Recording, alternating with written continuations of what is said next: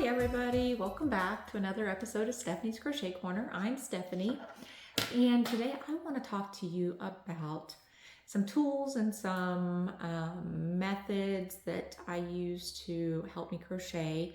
I don't have a whole lot of tools necessarily, like I don't have a yarn swift or a yarn winder yet, so these are some things that I've used to modify some of my crocheting.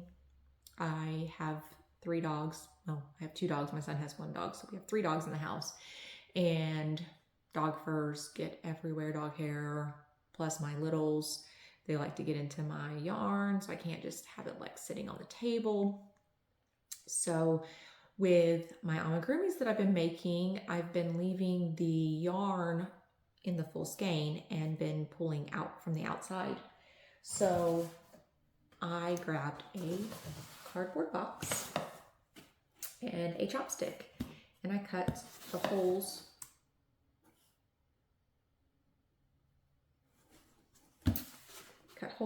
in the box on both sides and cut the flap off. This works pretty good. I wonder if I like made a feed up higher, if it would flow a little bit better. But basically what I do is I take the yarn ball and stab it with a chopstick through the center, like so. And then place it in the box. Then you can just pull. Like I said, it does get kind of caught sometimes whenever it's lower on the side, so I'm wondering if I had like some type of guide to where it would constantly pull from the center, if that would like change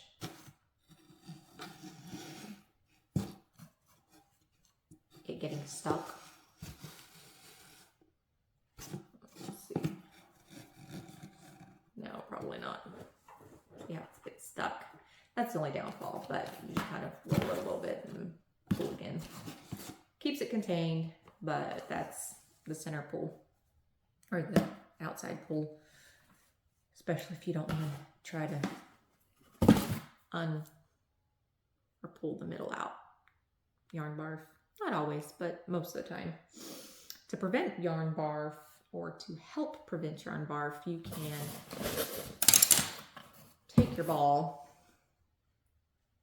and hit it, and then take your fingers and open it up, and you should be able to pull out a little bit of the center, but this kind of loosens up the skein of yarn a little bit. But that also puts it into a ball format. And my son, I said for Christmas, he got me a yarn bowl. Well, I brought it out to show you guys. Tangled on the yarn. I should stop whispering. You guys can't hear me when I whisper. So this is a Counting Stitches yarn bowl, and it says Lenny Mud on it. Not sure exactly where he got it. It's super, super adorable. Here's again.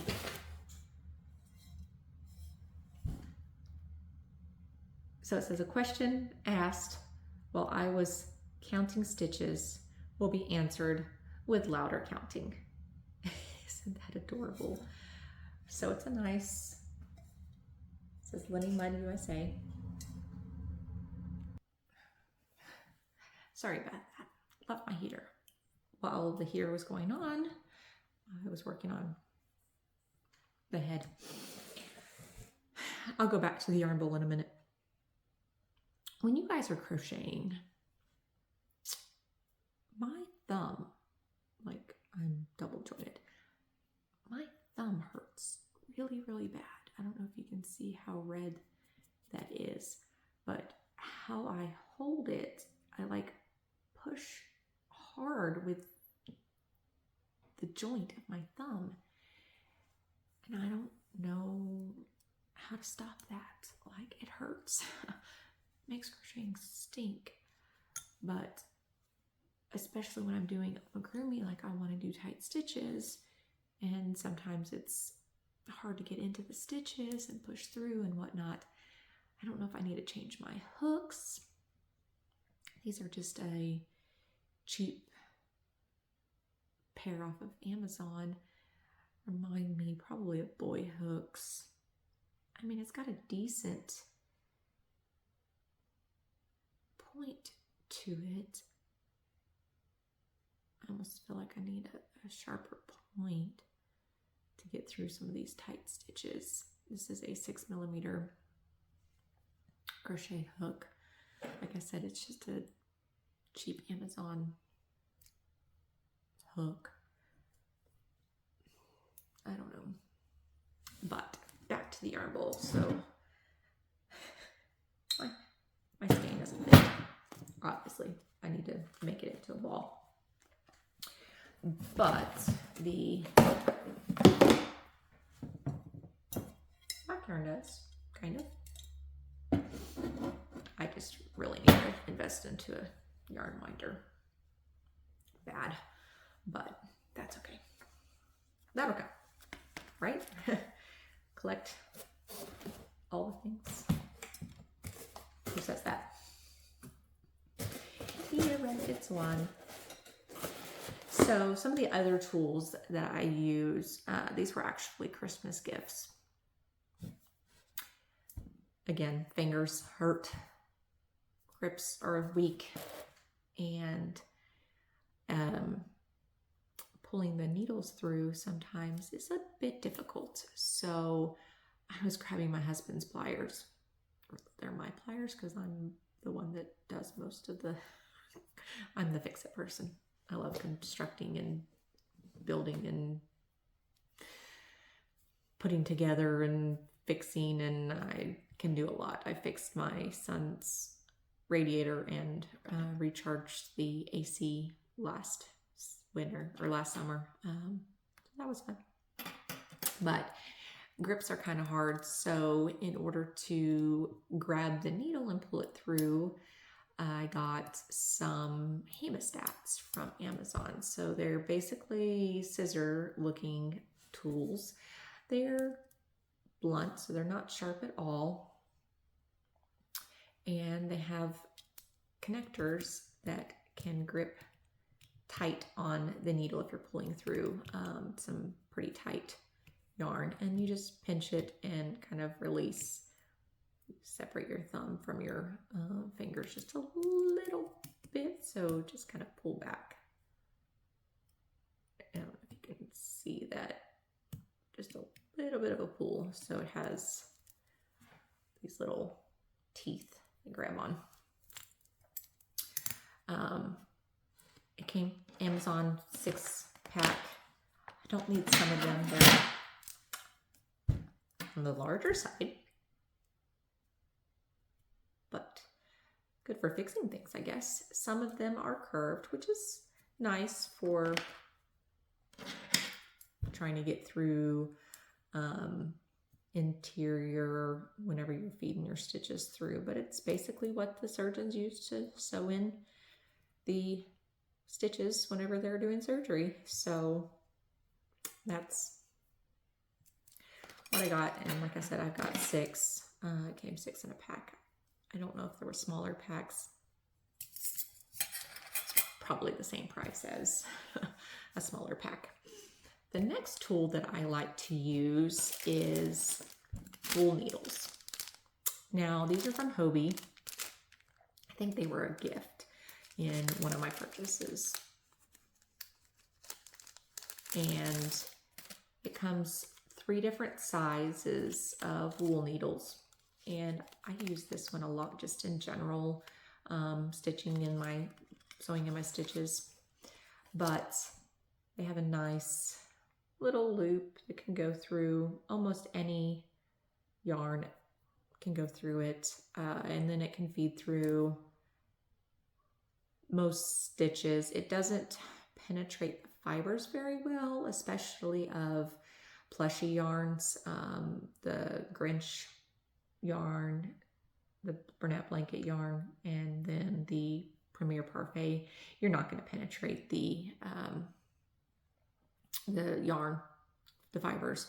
So you're going to have to go around, which you have to be really careful because this kind of yarn worms out. Thankfully, with most amigurumi, you're not going to wash them, so the likelihood of them worming themselves out is going to be on the slimmer side, but you do have to deal with the peeling off, the flaking and stuff like that. So you want to leave yourself a nice long end, weave in 3 different directions, sometimes 4, just to give it a good foundation so that your ends don't get unraveled and fluff out. When I was working on the Grinch, one of the issues I had was whenever I was pulling to make my magic ring, the yarn broke and then it started unwinding because it broke so close. So you gotta be careful on that. Same with the plushies, with the Premier Parfait, the magic ring, the magic circle. It kind of has a hard time to pull. So when you're making your first stitch, you want to do a loose stitch and then just tighten your magic circle a little bit more. That way you can go in and just do your stitches a little bit looser, just so that it can pull tight. You can weave it in at the end if you have a long enough tail, so that's a possibility too. You can close your end that way, or if you're doing just a chain circle where you chain like 3 and make a circle, you can weave the circle closed with that as well.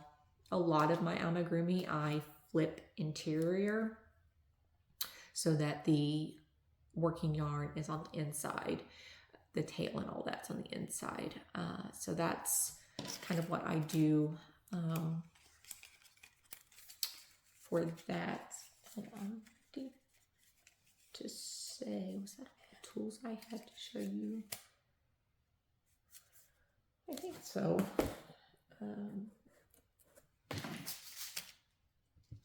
This is my notions pouch. My sister-in-law made this for me, and the name's wearing off because I use it all the time, and it's my daughter's name, not mine, but that's okay. So I use this a lot. I was using this Simple Boy needle threader, but as you can tell, I tore off one of the ends. So I don't use my needles too often. And then I also have these other needles to use. I don't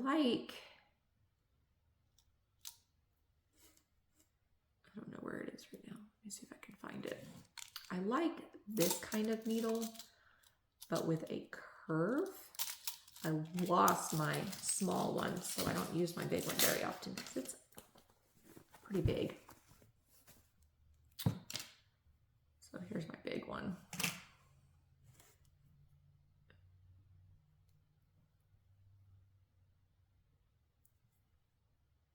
So that tip's pretty thick.